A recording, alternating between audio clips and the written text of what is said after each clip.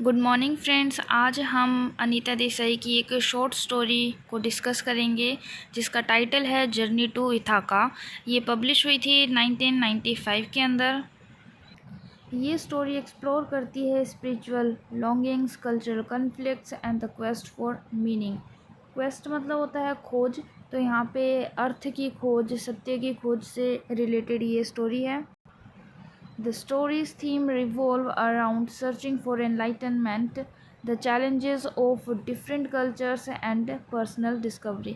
तो ये स्टोरी का जो थीम है ये रिवॉल्व करता है अराउंड सर्चिंग ऑफ एनलाइटनमेंट, और यहाँ पे जो चैलेंजेस हैं डिफरेंट कल्चर्स के वो देखेंगे, और पर्सनल डिस्कवरी जो है इसको देखने को मिलेगा। स्टोरी के अंदर एक कपल है, मैथियो एंड सोफी। ये स्पिरिचुअल क्वेस्ट के लिए निकले हैं इन इंडिया।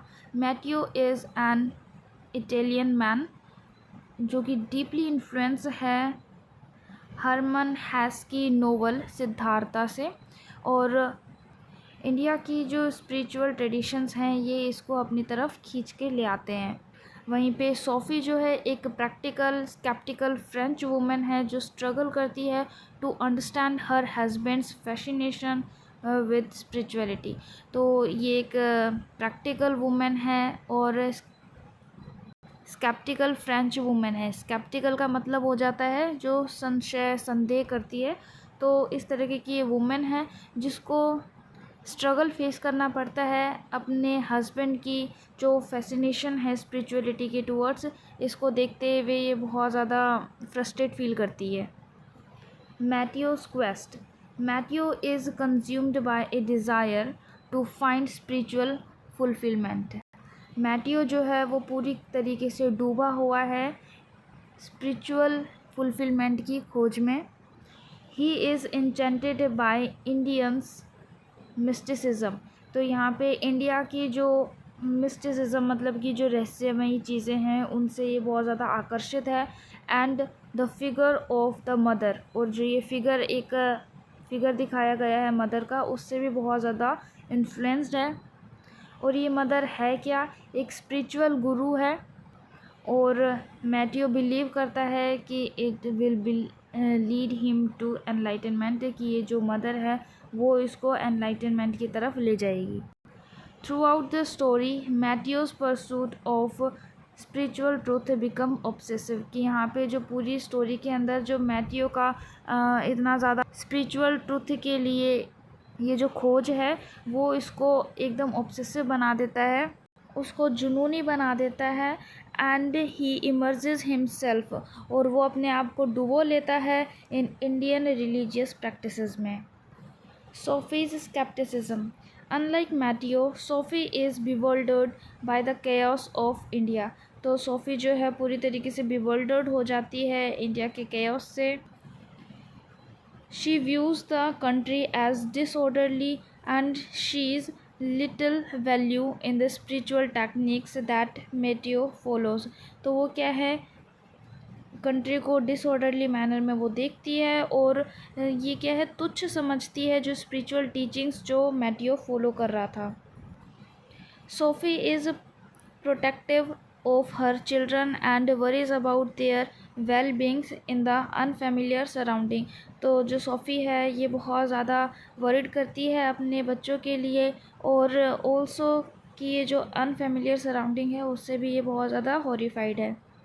और वहीं पे जो मैथियो है ये becomes more immersed in his spiritual quest, कि ये और भी ज़्यादा डूबे जा रहा है स्पिरिचुअल क्वेस्ट में। Sophie feels increasingly isolated and frustrated, वो अपने आप को आइसोलेट फील करती है, फ्रस्ट्रेट फील करती है। Cultural clashes.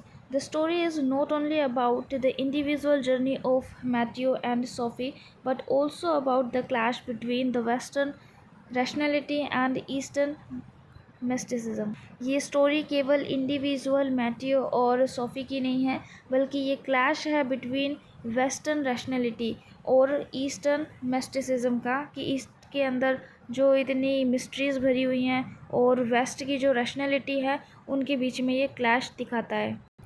मैथियो and Sophie represent these two world views. Sophie attempt करती है to save Matteo from what she sees as irrational and dangerous beliefs. वहीं पे जो मैथ्यू है वो unwavering in his spiritual pursuit.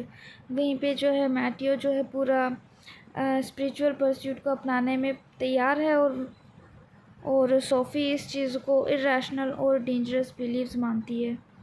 सोफ़ीज़ research. Eventually Sophie decide करती है to investigate the mother herself, ये होप करके टू प्रूव टू मैथ्यू, कि वो प्रूव करेगी मैथ्यू को that the guru is not as divine as he beliefs.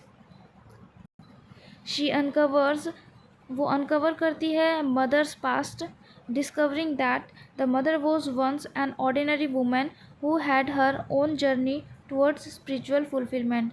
तो वो देखती है कि जो मदर थी वो पास्ट में वो खुद भी एक ऑर्डिनरी वुमेन ही हुआ करती थी, और वो यहाँ पे उसकी खुद की एक जर्नी देखती है टुवर्ड्स स्पिरिचुअल फुलफिलमेंट।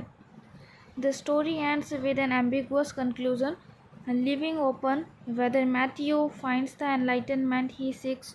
कि यहाँ पे जो स्टोरी का कंक्लूज़न है वो एम्बिगुअस में ख़त्म होता है, कि यहाँ पे पता नहीं चल पाता है कि जो मैथ्यू है क्या वो जो एनलाइटनमेंट के लिए खोज कर रहा था वो उसको मिल पाता है या नहीं मिल पाता, और क्या जो सोफ़ी है comes to terms with the spirituality that surrounds her, और क्या सोफ़ी स्पिरिचुअलिटी को अपना लेती है जो जिससे वो पूरी ज़िंदगी संघर्ष करती आई थी। तो यहाँ पे एक एम्बिगुअस एंड किया गया है स्टोरी का। तो इस स्टोरी में बस इतना ही। Thank you.